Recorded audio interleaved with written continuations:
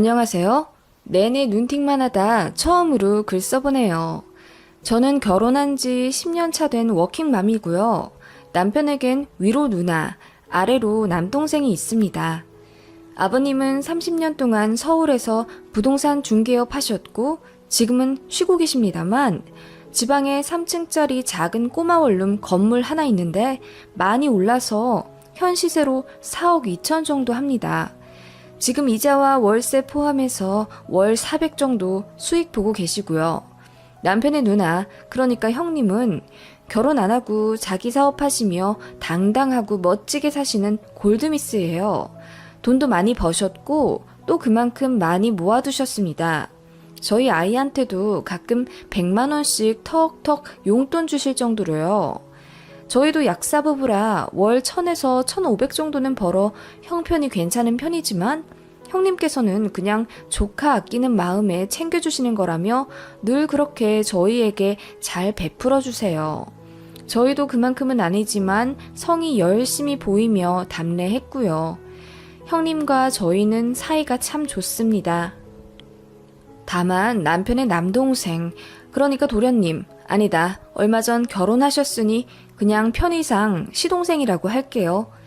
시동생이랑은 남편부터 사이가 원래 좋지 않았어요.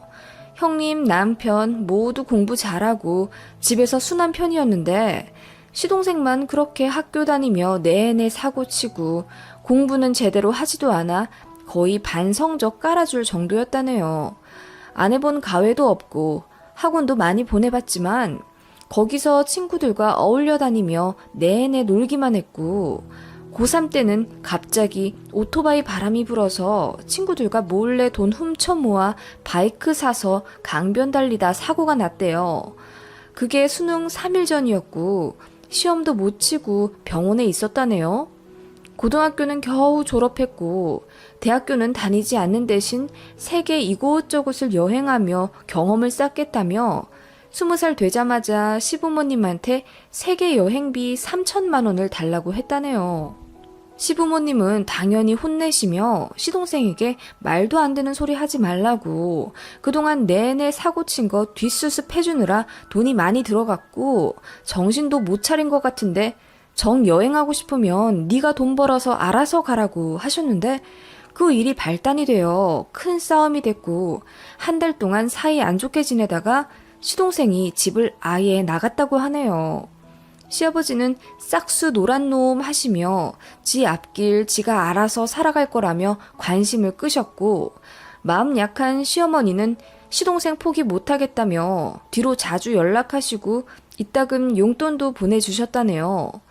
그렇게 20대 내내 집에 발길 한 번 들이지 않았던 시동생이었대요. 시아버지가 뇌혈관 문제로 쓰러져 병원에 입원하시고 큰 수술도 받으셨을 때가 있었는데 시어머니가 다급하게 시동생에게도 연락을 했지만 이제 자기 아버지 아니라며 매정하게 안 왔다고 하네요. 철이 없어도 너무 없는 시동생이었죠. 그 일을 계기로 시어머니도 막내 아들에게 크게 실망하셨고 이따금 100만 원씩 보내던 용돈도 아예 끊으셨다네요. 남편이 그렇게 사는 시동생이 너무 답답해서 작정하고 찾아갔는데 어느 항구 도시에 정착해 있더래요. 뭘 하는진 제대로 모르겠지만 아무튼 불법 무역 관련된 일을 하는 것 같았다고 해요. 남편이 그때 시동생에게 정신 차리라며 한 소리 했는데 자기 일에 상관 말고 각자 인생이나 살으라며 이제 본인을 가족으로 생각하지 말라고 했다네요. 어머니마저 돈을 안 보내주니 악에 받쳐서 그랬는지 아무튼 남편한테도 굉장히 매몰차게 대했다고 하더라고요. 당연히 저희 결혼식에도 안 왔죠. 남편도 그냥 시동생이 없다고 생각하라고 했어요. 연애 때도 사진만 몇 번 봤지 한 번도 시동생을 만나본 적이 없습니다. 시부모님도 이제 아예 없는 자식 치겠다며 그냥 마음을 접으신 것 같더라고요. 물론 한 번에 그렇게 되진 않으셨죠. 정말 많은 일들이 있었지만 신상 문제로 모두 쓰진 못하고요. 아무튼 시동생은 그렇게 집안에서 골칫덩이였습니다. 그렇게 없는 사람처럼 지낸 지 오래인데 어느 날 갑자기 남편에게 시동생 연락이 왔다더군요. 본인이 급하게 결혼을 하게 됐다면서 이렇게 연락해서 미안하지만 축하해줬으면 좋겠다고 장문의 문자가 온 거예요. 전에 본 적 없이 예의 바르게 보냈기에 남편이 그걸 보고 드디어 정신 차린 건가 싶어서 눈물도 찔끔 흘리더라고요. 그렇게 전화를 했고 형님이랑 남편이 같이 시동생 있는 곳으로 내려갔어요. 결혼한다고 연락도 왔고 이제 어떻게 사는지 좀 알아야겠다 싶은 거죠. 아무리 그동안 연락 안 하고 지냈어도 소중한 핏줄이니 배우자가 어떤 사람인지 정도는 누나와 형이 알아야 되지 않겠어요? 그런데 내려가서 보니까 가관도 아니더랍니다. 결혼할 사람이라며 소개시켜준 예비동서는 임신 초기 상태였고 둘 다 제대로 된 직장 없이 시동생만 근근히 그 불법 무역일 하며 한 달에 100에서 150 정도 겨우 가져오는 정도였고 예비동서는 직업도 없었답니다. 심지어 카드빚도 1,500인가 있다고 하대요. 형님이 그 꼴 보니 가슴이 답답해서 애도 생겼는데 계속 이렇게 망나니처럼 살 거냐며 호되게 혼내셨다네요. 시동생은 그냥 묵묵히 듣고 있는데 예비동서가 눈웃음을 살살 치며 이렇게 말했다더군요. 형님, 얘기 들어보니까 경기도 광주에 큰 공장 하고 계시다던데 이번 기회에 저희 남편 좀 거기 취직시켜주시면 안 돼요? 우리 공장에 말이야? 네, 한 달에 한 300 정도만 주시면 딱 좋을 텐데 과장으로 시작해서요. 저도 다 알아봤거든요. 당돌하게 말하는 그 여자를 보며 형님과 남편이 기가 찼다고 해요. 그래서 형님께서 우리 공장은 가족 회사도 아니고 경력도 없는 사람을 턱턱 과장으로 들일 만큼 그렇게 독단적으로 경영할 생각도 없다. 그렇게 좋게 거절하셨다네요. 그랬더니 갑자기 눈물을 펑펑 쏟으며 자긴 그럼 누구 믿고 아이를 낳아야 하냐며 그냥 이대로 혼인신고 안 하고 미혼모 센터 가서 아이 낳고 잠적하겠다는 거예요. 울고불고 난리였다고 하네요. 일단 생각해 보겠다고 하고 형님이랑 남편이 올라와 저까지 호출해서 시댁에 모두 모여 상의를 했어요. 지금 막내 동생이 저 지경이 됐는데 저걸 어떻게 해야겠냐고 가족 회의가 벌어졌죠.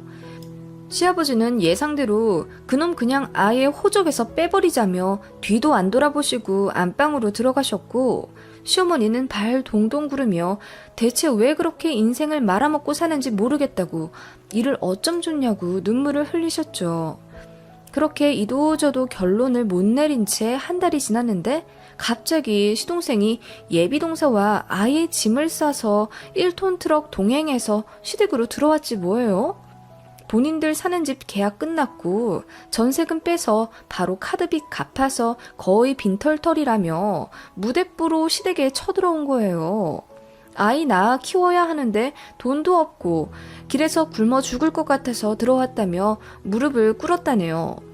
부부가 쌍으로 그렇게 무릎 꿇으며 제발 받아달라고 하는데 그 모습 보니 매몰차게 거절하실 수가 없었다네요. 그새 예비동서는 배가 제법 나와 밥도 제대로 못 먹었는지 볼은 홀쭉해선 머리도 푸석하고 아주 보기가 안쓰러웠답니다.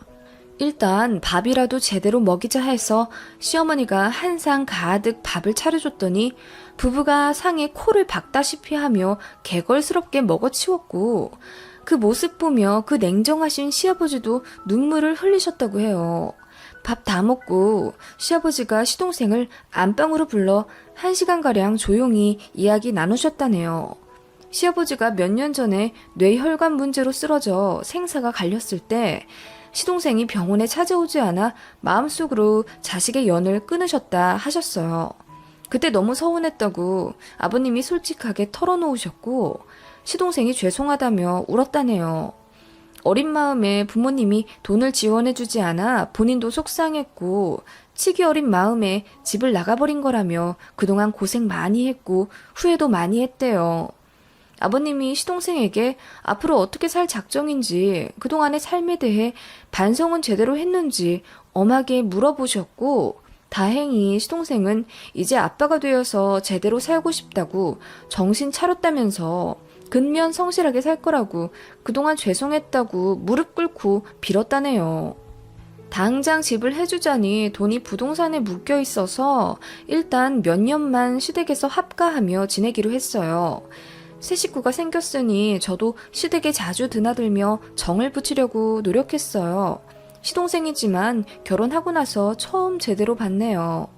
시동생이랑 3개월 만에 만나 임신한 거라고 하던데 추측하기론 나이트클럽에서 부킹하다 만난 것 같더라고요. 그런데 사람들이 선입견 가질까봐 그냥 소개팅이라고 하는 것 같았어요. 제대로 된 직업 가져본 적 없고 마지막으로 일했던 게 모 건설회사 경리라고 하던데 그것도 반년 정도 일하다 말았다네요.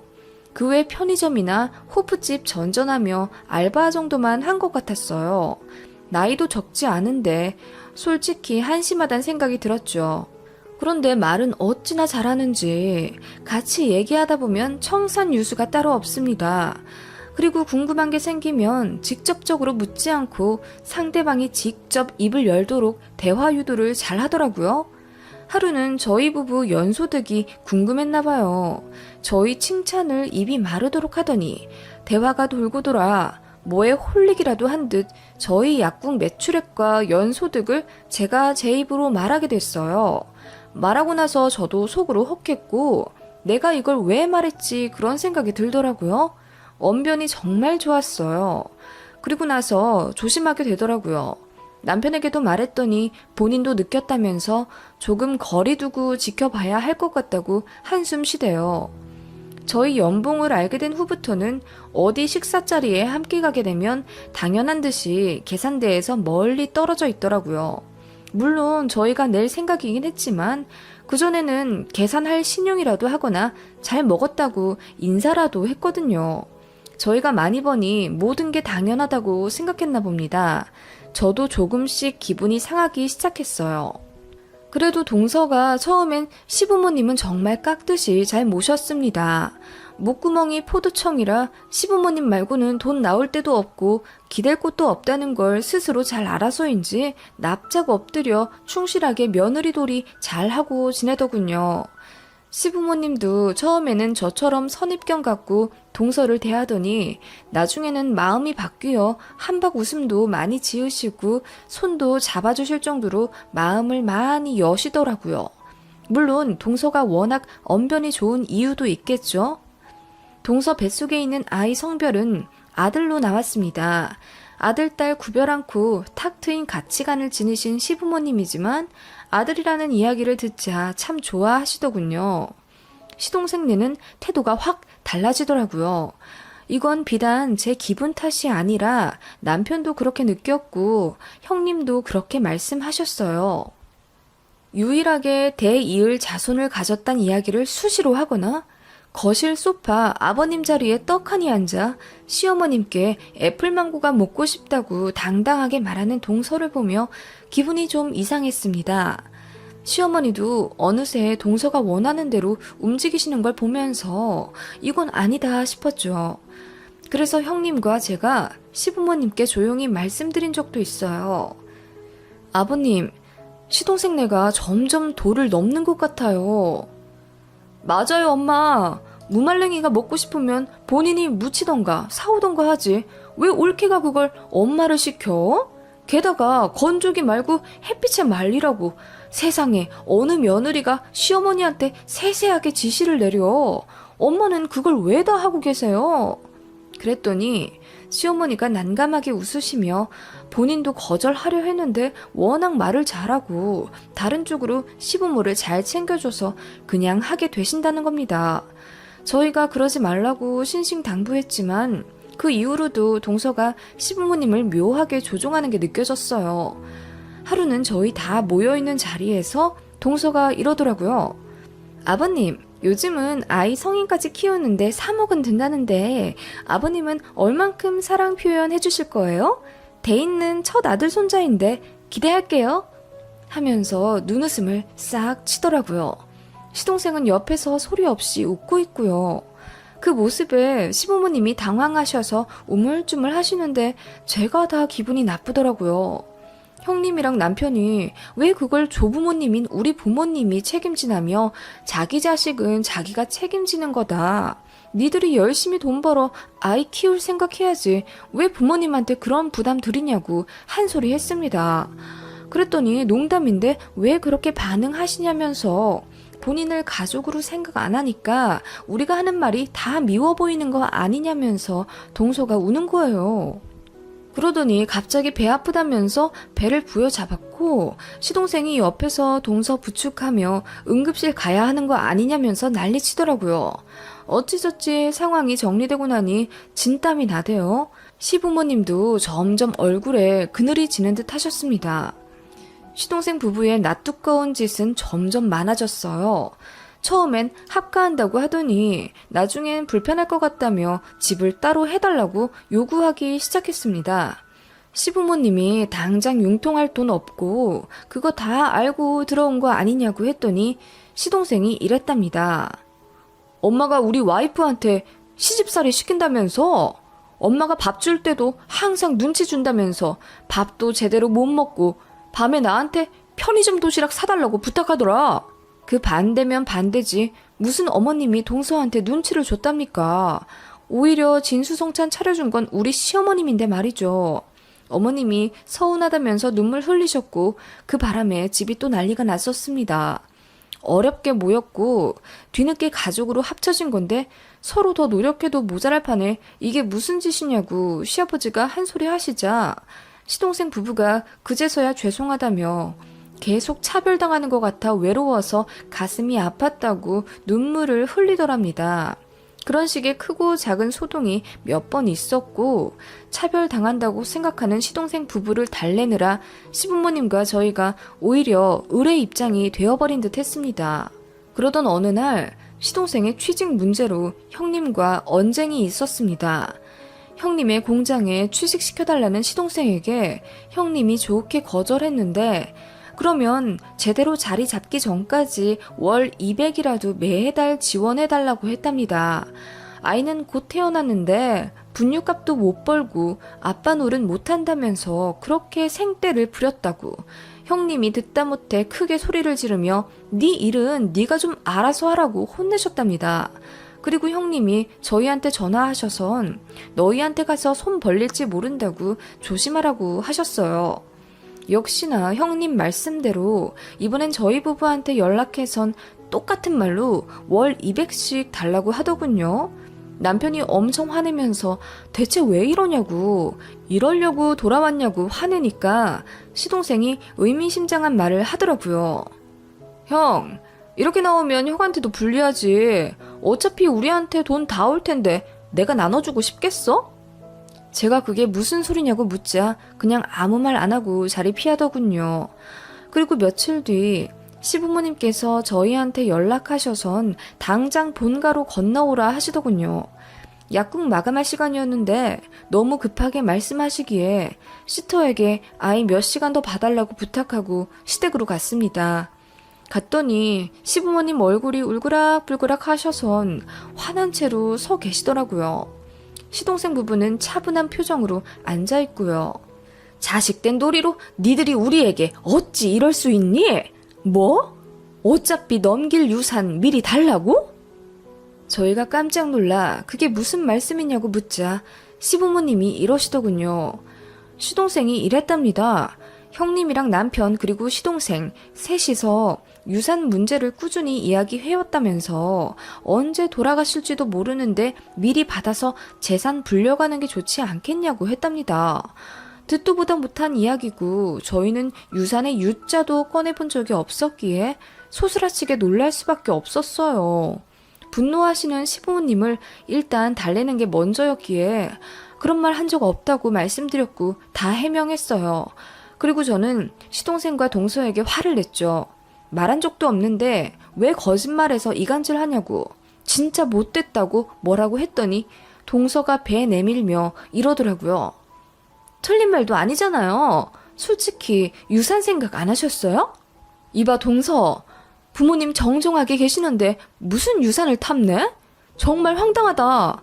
그리고 유산 없이도 형님이나 나나 이미 노후까지 다 준비됐고 우리는 부모님 돌봐드릴 계획 말곤 다른 생각 아예 없어.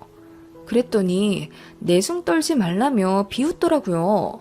그 바람에 기분이 상할 대로 상한 저는 삿대질하며 따지기 시작했고 그렇게 저희는 시부모님 앞에서 언성 높이며 싸우게 되었죠. 시부모님이 머리 아프다며 그만하라고 하셨고 겨우 진정되었어요. 시동생이 이러더군요. 누나랑 형은 자리도 잘 잡았고 다른 사람들보다 월등히 버는데 본인 혼자 낙동강 오리알 됐다며 이건 말도 안 되게 불공평하다고 하더군요. 유일하게 아들 손자도 가졌고 대이을 자식은 본인뿐인데 형제들은 모두 거들떠도 안 보고 애 분유값도 없어서 새 식구 쫄쫄 굶게 생겼다며 이럴 거면 이 집에 안 들어왔다는 겁니다. 시동생의 무례한 말에 시부모님이 뒷목을 잡으셨어요. 저희가 그만하라고 했지만 시동생의 터진 입은 막을 수가 없었습니다. 계속 억울하다고 하더니 혼자 결론 내리더군요. 시부모님 지방에 있는 건물을 우선 먼저 증여해달라더군요. 본인이 형제들 중에서 제일 형편이 어렵고 아들 손자도 가졌으니 유산을 전부 다 받는 게 맞다네요. 그리고 지금 취직하기도 힘든데 그거 관리하면서 월세 받고 살겠다네요. 월 400씩요.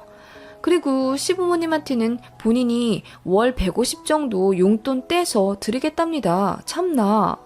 그리고 그 건물 꼭대기 층 전체를 리모델링해서 지금 사는 세입자들 내쫓고 본인들이 들어가서 아이 낳고 살며 건물 관리하겠다고 둘이서 어찌나 세세하게 계획을 해뒀는지 음흉함이 말도 못하더군요. 시부모님이 말도 안 되는 소리 하지 말라고 했더니 동서가 나서더라고요.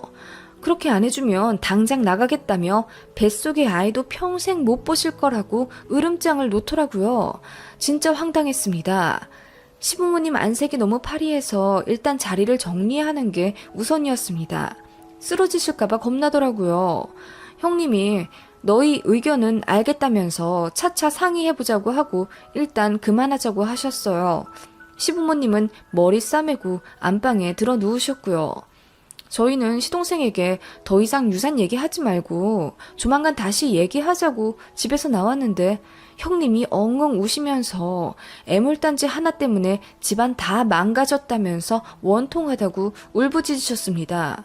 그 이후로도 시동생 부부가 시부모님을 계속 잡으며 유산 달라고 졸랐고 걸핏하면 뱃속의 아들 손주 볼모로 잡고 반 협박했어요. 말 그대로 몇 달 동안 집안에 바람 잘 날이 없었죠. 시어머니는 스트레스 때문에 온몸에 반점도 생기셨고 소화도 잘 안 돼서 어느 날은 응급실에 실려가실 정도였습니다. 시아버지는 원래 혈압이 높으신데 시동생 부부 때문에 너무 스트레스 받으셔서 혈압 관리도 전혀 안 되셨고 약도 더 높은 단계로 바꾸셨습니다. 어느새 시동생 부부는 인간처럼 보이지도 않더군요. 그러던 어느 주말 시부모님이 저희 모두 불러 이야기하겠다고 호출하셨습니다. 도착하니 시동생네는 역시 유산 문제로 시부모님과 옥신각신하고 있더라고요. 저희가 소리 지르며 그만 좀 하라고 하자 동서가 그렇게 소리 지르면 배 뭉치니 작게 말하라면서 신경질 내더라고요. 그때 시아버지가 소리치며 말씀하시더군요. 시동생네 부부 당장 나가라고. 시동생과 동서가 어안이 벙벙해서 쳐다보더니 헛웃음치며 그럼 아들 손자 안 봐도 되냐고 비웃으며 말하더라고요. 이어 시어머니가 말씀하셨습니다. 그래, 부모를 돈으로 보는 너 같은 자식한테서 태어나는 손자, 그게 뭐가 그리 중요하다고 우리가 애걸복걸 하겠느냐? 그 말에 동서가 당황한 듯 어머님, 이러시면 안 되죠. 저희 아들 이제 곧 태어났는데 하며 어머님 팔을 잡더라고요. 어머님이 팔을 뿌리치더니 안방에서 서류봉투를 하나 갖고 오셨습니다. 유언 공증받았다 하시며 거실 한가운데 툭 던지셨고 시동생이 굶주린 하이에나처럼 그 서류를 급하게 집어 열어봤습니다. 그러더니 얼굴이 새하얗게 질리며 이거 진심이냐며 소리 지르더군요. 시부모님이 말씀하셨습니다. 두 분이 오래 상의했다고. 그런데 아무리 생각해도 시동생은 자식이 아니라고 판단하셨답니다. 형제 간의 우애도 다 갈라놓고 부모 손에 있는 동전 하나도 싹싹 긁어갈 놈인데 그깟 돼 있는 게 뭐가 중요하냐 하시며 애초에 그런 거 상관도 안 하셨답니다. 그저 돌아온 자식이라고 애틋해서 잘해줬던 거고 정신 차린 줄 알고 자식 대접해줬는데 똑같다고. 아니 오히려 똑같은 객식구 하나 더 달고 와서 행패 부리니 정이 다 떨어졌다고 하셨어요. 그 꼴을 하고 유산 미리 달라 난리치니 이거 가만히 있으면 안 되겠다 생각하셨답니다. 뭐? 어차피 주실 유산 미리 달라고? 어차피 죽을 부모 미리 죽이지 그러냐? 하시며 부들부들 화내시는 시아버지가 이어 말씀하셨어요. 만에 하나 유산 미리 정리해서 준다 하더라도 막내 니놈은 유산만 홀랑 받고 뒤도 안 돌아볼 놈이야. 그러다 돈 떨어지면 니 누나랑 형한테 빌붙을 테지. 시동생이 무슨 말도 안 되는 소리냐고 따지더군요. 시부모님이 공증받은 유언 내용은 이러했습니다. 갖고 계신 건물은 형님, 지금 살고 계시는 시댁 아파트는 저희, 그리고 강원도에 있는 산 하나는 저희 딸한테 물려주는 걸로 하셨답니다. 두 분 모두 돌아가시면 남은 현금은 모두 딱 3등분해서 형님, 남편, 저 이렇게 나눠주신다고. 법적 효력이 있든 없든 시부모님 생각은 이러하시다는 걸 확실히 하기 위해 증인들도 데리고 그렇게 직접 유언을 공증받으셨던 겁니다. 그리고 시동생 부부에게 당장 나가라고 하셨어요. 다음 주에 집에서 짐 빼고 살던 대로 내려가라고 하셨습니다. 그 말에 시동생 부부가 황당한 듯 애는 곧 태어나는데 왜 내쫓으시냐고 울부짖었고 시부모님은 이제 얘기 다 끝났으니 더 질질 끌지 말자고 단호하게 말씀하시더군요. 유산 절대 안 줄 거고 앞으로 자식 취급도 안 할 테니 연락 안 해도 된다 하시니 시동생이 울며 죄송하다고 했지만 시부모님 마음은 돌아서지 않으셨어요. 형님과 저희도 생업이 있어 시부모님과 시동생 일에 계속 관여할 수는 없었지만 아무튼 그렇게 옥신각신 하시더니 결국 시동생네는 짐 싸서 살던 지역으로 내려갔다더군요. 시부모님이 마지막으로 주는 돈이라며 5천만 원 해주셨고 이 돈 갖고 시골 작은 집 전세라도 해서 알아서 자리 잡고 살라고 하셨습니다. 뱃속에 아이 생각해서 마련해주는 거고 앞으로 연락하지 말라고 하셨어요. 자식 하나 없는 셈 치겠다면서요. 시동생네도 더 가망 없는 거 눈치로 알았는지 수긍하고 나갔더더군요. 만에 하나 시동생네가 또 돈 달라고 연락하면 저희한테 넘기라고 말씀드렸습니다. 모르겠습니다. 그 인성에 언젠가는 또 연락 올지도 모르죠. 그때는 또 다른 방법으로 시동생네를 차단해야겠죠? 말은 그렇게 하셔도 속은 얼마나 문드러지셨을지 저희 시부모님 생각하면 가슴이 아픕니다. 자식 하나만 왜 이렇게 됐을지 평생 남매들에게 차별도 안 하고 키우셨고 참 올바르신 분들이거든요. 형님과 남편도 성격 참 좋고 착한데 그런데 왜 막내만 저렇게 돌연변이처럼 쓰레기 인성이 되었는지 모르겠습니다. 그래도 시부모님이 계속 끌려다니지 않고 딱 처단하셔서 다행입니다. 저희한테는 속 시원하다고 웃으며 말씀은 하셨지만 저희가 감히 그 속내를 다 알 수 있을까요? 그 와중에 우리 형님은 본인은 결혼도 안 했고 돈도 많이 벌었으니 유산 필요 없다며 혹시라도 정리해야 하는 날이 온다면 다 저희한테 몰아주시라고 말씀하셨대요. 물론 저희가 한사코 사양하겠지만 형님 마음이 너무 감사해서 혼자 가만히 형님을 생각하면 코끝이 찡하네요. 시부모님이랑 형님에게 더 잘하고 싶고요. 남편도 같은 생각인지 이 사건 이후로 누나인 형님에게 더 의지하며 애틋하게 지내고 있네요. 긴 이야기 들어주셔서 감사합니다.